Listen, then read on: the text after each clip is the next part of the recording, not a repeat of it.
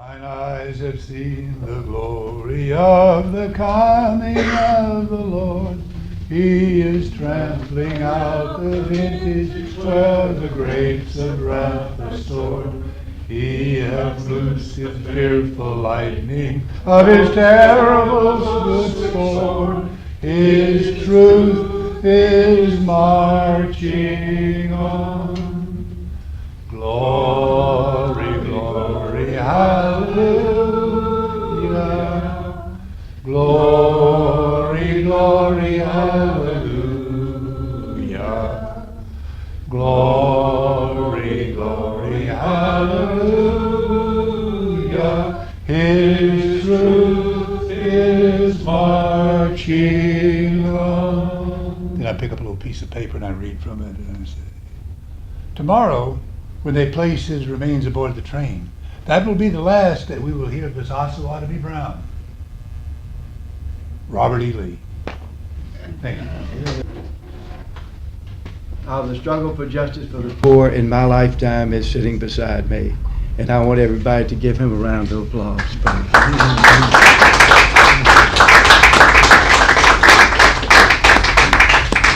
The other half is in prison. I'd like to run through a few brief comments because I had written some things down that I didn't want to forget to say. We could hold a panel just on the eloquence on John Brown. The literary and oratorical eloquence on John Brown is astounding. From Henry David Thoreau to Ralph Waldo Emerson to Frederick Douglass to W.E.B. Du Bois to Harriet Tubman to almost anybody you can think of, Eugene V. Debs, Malcolm X, Mumia Abu-Jamal, it is endless. The enormous amount of brilliant scholarship and beautiful eloquence, poems, songs, plays, it's astounding. We could have a complete panel on his suffering. It's astounding how much this man suffered. At one point in his life, 4 children died in the space of a few months. No human being that I can think of anywhere in the world suffered as more as he did, and yet continued to put the cause of justice above his own situation. What do you have left? 20 children? He was the father of 20 children. 2 wives. With 2 wives. Yeah. I had to get those comments out. Go ahead and keep going forward. Well, Ralph, you want to jump in? Yes. I must say that I've been privileged to witness this performance many times, and it takes great restraint to not break up the performance with cheering, stomping, and praise. It is indeed a reminder of the life of John Brown that you cannot get from reading. And the life of John Brown affected my life tremendously, and I assume the lives of many other people in my circumstance, or in a like circumstance. And I grew up in a western Pennsylvania town, and this was before integration. It was just a black family in a white town. And my parents did believe in education, or the advantages that education could bring. And I was fortunate enough to have a brilliant older sister who taught me to read, write, and count before I went to school. So I was very much into school, and I was very much into education. And we studied George Washington, Thomas Jefferson, and all the slavers. And then I believe it was in 3rd grade when we got to John Brown, and they said, oh, he's crazy. Well, right then and there, from 3rd grade to the time I was almost finished with college, I didn't believe in education. Because what I thought was good, those people did not, and I realized they didn't like me and I didn't like them. And in my last year of college, I quit. And my sister awoke in the morning. I was living with her at Pittsburgh, University of Duquesne. And she says, "What are you doing here?" And I says, "I can't take it anymore. These people can't teach me anything." And her answer was, "Wow, I always thought you were smarter than that. You don't go to college for them to teach you anything. You go to college to prove that you have knowledge by getting a degree." And I said, "Whoa." So I got up and I went back and I finished college. But the life of John Brown affected me, and as a teacher, it became very instrumental when I was in front of children in city schools, in inner city schools. I understood why they hated school. And that informed me so that I was able to be a successful teacher in inner city schools. I knew why they hated it, because they understood that the school didn't like them and they didn't like the school. So when I was able to overcome that, then success came. And now I will continue. The other day, I was listening to the news, and I heard a newscaster say, "It's almost as if there are two laws, one for the wealthy and privileged, and one for the underprivileged." I could only laugh. Where has he been for all of these years? Almost, you had best believe it. It has always been that way. And in my own terms, genocide, slavery, Jim Crow, old, new, and in between, torture, Chicago, everywhere where DNA evidence proves that the lie of a justice system. We have lynchings, legal and extra legal. There has always been two sets of laws, or one set of laws, selective prosecution in the terms of Lynne Stewart, who now sits in jail, where so many others did the same thing with so-called terrorist defendants before Lynne did it and after Lynne did it, and not a word from the government against those people. What separates Lynne Stewart from everyone else?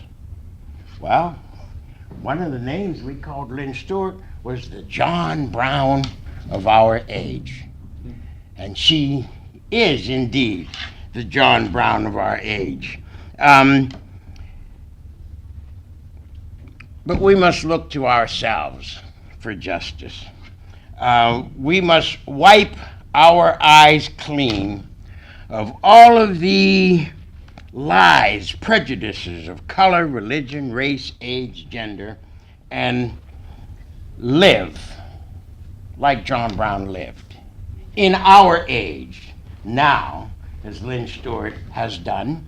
And we see, and I had once commented to Lynne Stewart, was when the Second Circuit, after her conviction, had said, even after she's convicted, she continues traveling around the country to law schools and universities, corrupting our youth. So I said to Lynne, well, now you have joined Jesus Christ and Socrates. It didn't do them any good either. And it didn't do John Brown any good. Those who insist on truth in corrupt societies are headed for trouble. As much trouble as can be orchestrated by evil and corrupt governments. But when I sit here and listen to a performance of John Brown, I am encouraged. I know I am on the right side of history, and I am on the right side of the present, and I don't have to ask what I would have done if I had lived during slavery. I would do the same thing then as I do now, and as we do now.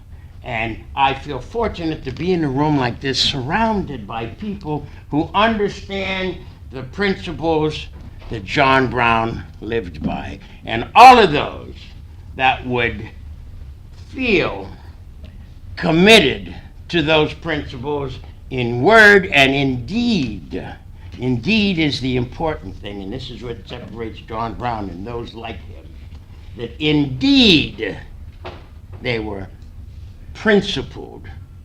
And I think of the words of Frederick Douglass, and I think of the words of John Brown in talking about Frederick Douglass, and I find that it's as appropriate to think of those things today as it was then, because a lot of people don't mind saying it, but too few do it in their religion, in their politics, in their everyday life.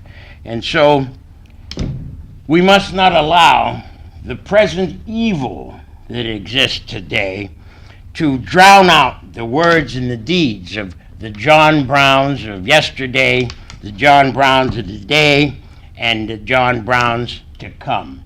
And let us hope that we do our job so well that there will be no need for John Browns or people like that in the future. That means we must have the victory over evil today.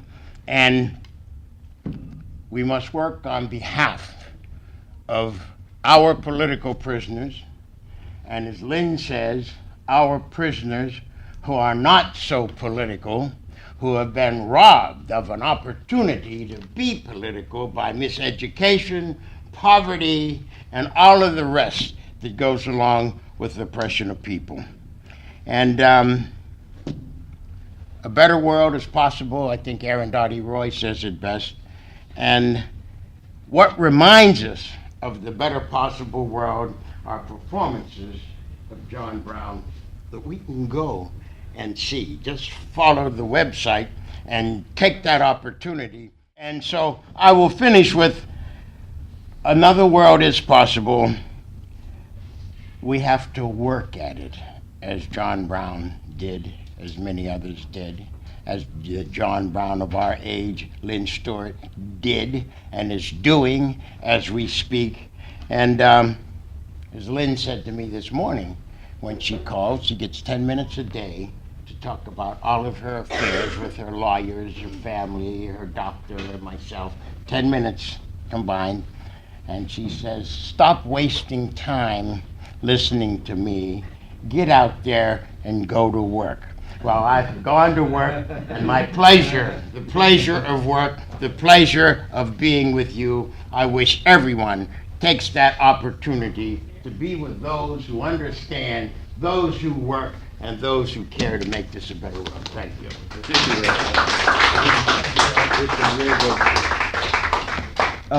I know there's a lot of questions in the audience, so I want to make just a couple of brief remarks and throw the floor open to questions.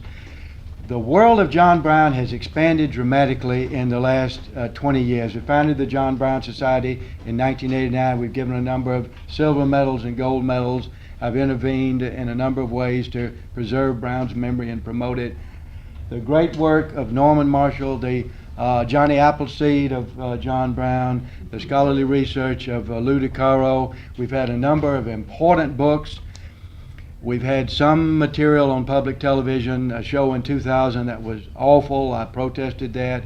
We had a little chunk of Brown on abolitionism.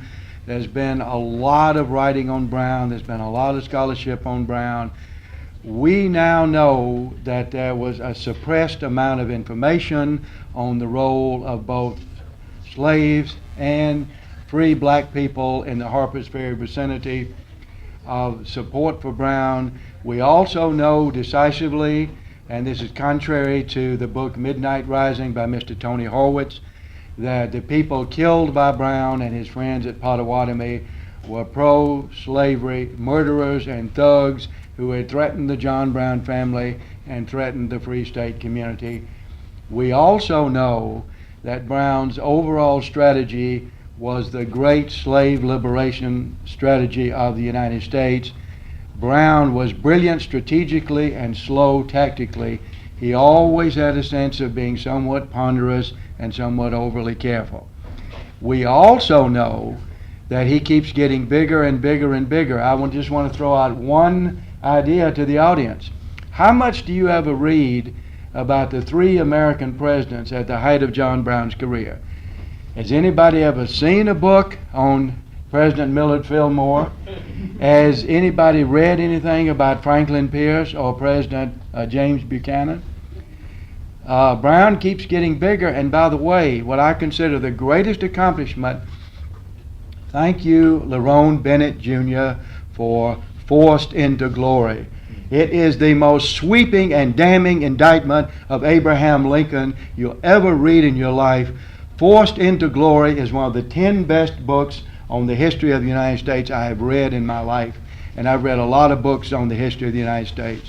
Abraham Lincoln was a white racist. He liked minstrel shows. He told racist jokes. He called Harriet Tubman auntie. He was a colonizer. He was never in the abolitionist movement. And Frederick Douglass had to threaten to call demonstrations across the North after the Emancipation Proclamation because Lincoln would not stop talking about colonizing black people out of this country. My opinion is that the high regard for Abraham Lincoln is based on one thing, that he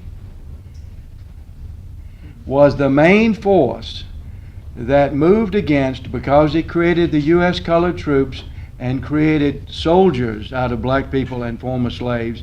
He was a principal force in the conservative attitude that was involved in ending slavery. He helped to argue against a Southwide slave movement, and of course the final crime of Abraham Lincoln, he supported hanging John Brown. And I leafleted the Cooper Union on the 150th anniversary of Abraham Lincoln's vicious speech, vicious racist speech, where Lincoln once again argued against John Brown, that Abraham Lincoln purchased the Republican nomination of 1860 by saying he was not John Brown and by supporting the hanging of John Brown. And one of the things that we have to do going forward, not only to talk about the convict leasing system after the war, which many people have called worse than slavery, that was the tripwire for Southern capitalist manufacturing development, the leasing of black convicts from 1880 to 1910. One of the things we've got to continuously talk about is what is this national religion of Abraham Lincoln? And it's very significant, the kind of garbage that Mr. Steven Spielberg and Mr. Tony Kushner and Doris Kearns Goodwin put on the screen. The attitude of the American upper class is to always place legalistic and constitutional questions above social struggle. They despise John Brown. They've never done a postage stamp for John Brown. And whose ugly face is on the $20 bill? Reach in your wallet and look at it. It's a racist, a slave owner, and an Indian killer named Andrew Jackson. I rest my case.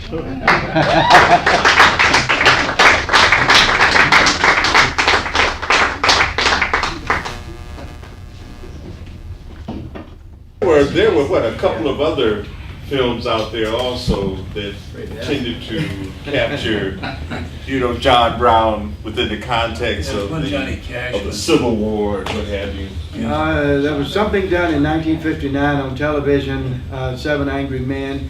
We're hoping, I don't want to preempt anything, we're hoping there'll be something that will be done by independent filmmakers over the coming next few years that will be more fair to Brown.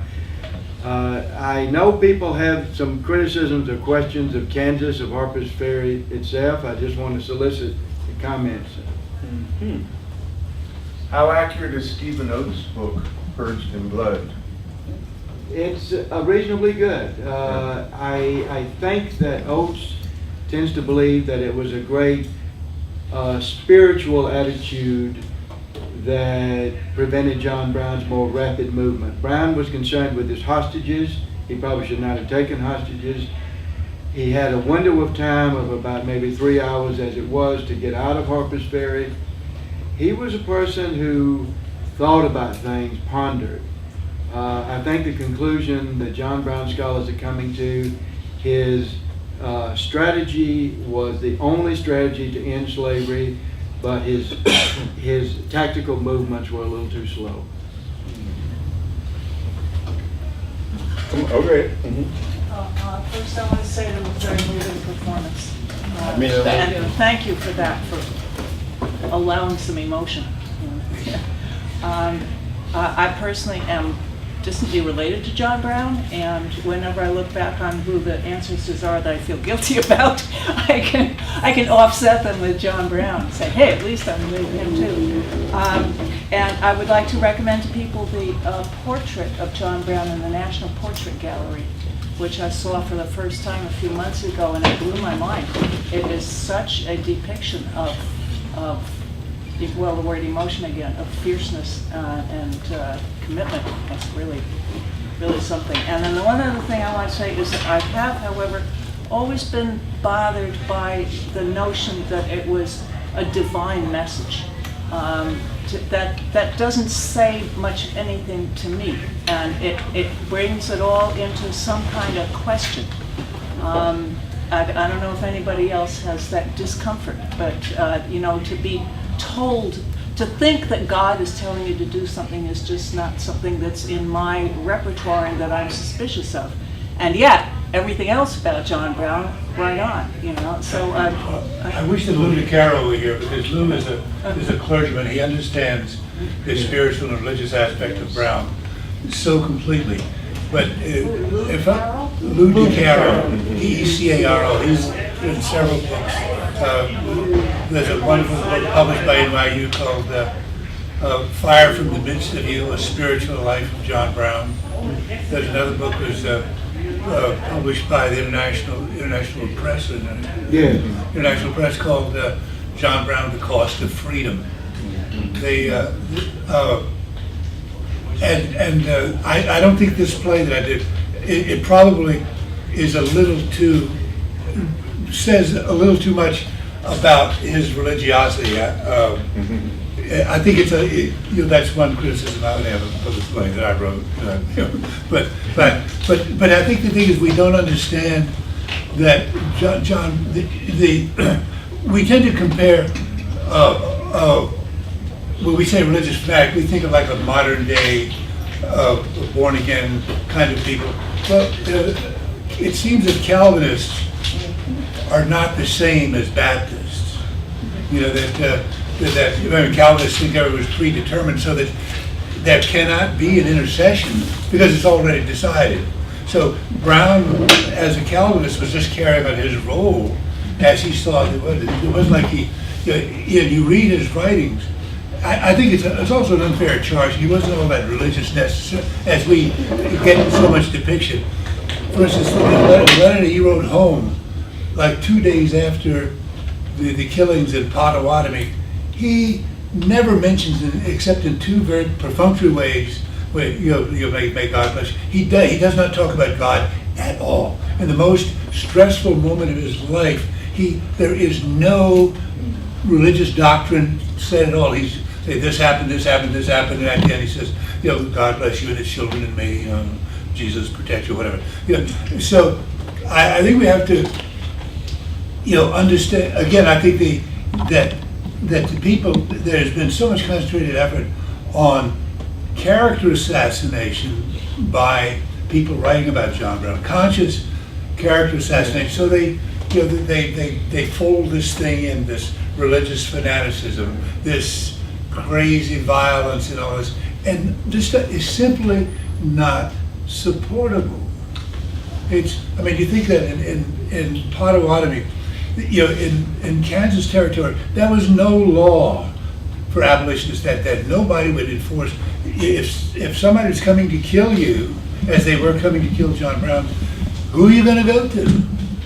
The territorial governor was an Alabama racist. You had the other government up in what's the name of the town up in Kansas, the Constitution, but it was all. So there was literally nobody. Missouri border ruffians. Yeah. So when John Brown came upon knowing that, he interviewed these people disguised as eyes. He talked to people. The Doyles, who told him that I'm here to kill the damn Browns. Yeah. What are you going to do? I think in English common law that a preemptive strike of the sun is self-defense. So that under English common law, what John Brown's killing in Canada were defensible. So I think we have to look into because like so much you can't take except for Luther Carroll, you cannot believe anything about John Brown. Oh, well, I just wanted to respond to one point in the play where he is 12 years old and he witnesses sadism of another 12-year-old. And the thing that impresses him most is that this 12-year-old this 12-year-old African behaved like a Calvinist. He accepted his fate with dignity and silence. And I think you can't ignore the impact that would have on a 12-year-old. I think also the comments the panelists made concerning the fact that what people didn't understand is there was all these laws and the most vicious form of slavery, and it was only the struggle of people who insisted on being human that changed this. The tragedy is not whether or not John Brown was religious or whether John Brown was mentally ill. The tragedy is that America had a choice to make, and it made the wrong choice in terms of human rights and in terms of Western civilization. And all you have to do is look at the statistics of the imprisonment of people of color in this country today to know that there are more people in prison now than there were during slavery. And this is more than 400 years later. More people in prison than there were slaves. Exactly. I think there's more people under what they call criminal control, under the control system. People on parole and people who are on probation. To continue, That's what I'm saying. when they talk about John Brown not getting medical attention, well, this government kept Lynne Stewart for 18 months, knowing she had cancer, gave her no medical attention. Mm-hmm. So the whole concept of who's crazy needs to be addressed. A culture that says they're for democracy and throws drones on people, or a woman who is a teacher, a librarian, and a lawyer, supported pro bono, the movement, most of her adult life. Once she had her John Brown moment and realized it was a whole culture of people that this country tried not to acknowledge existed. It's the main point about Lynne Stewart. Just as nobody told John Brown that there were people being tortured who were human just like him. That was an epiphany, is that what they call it?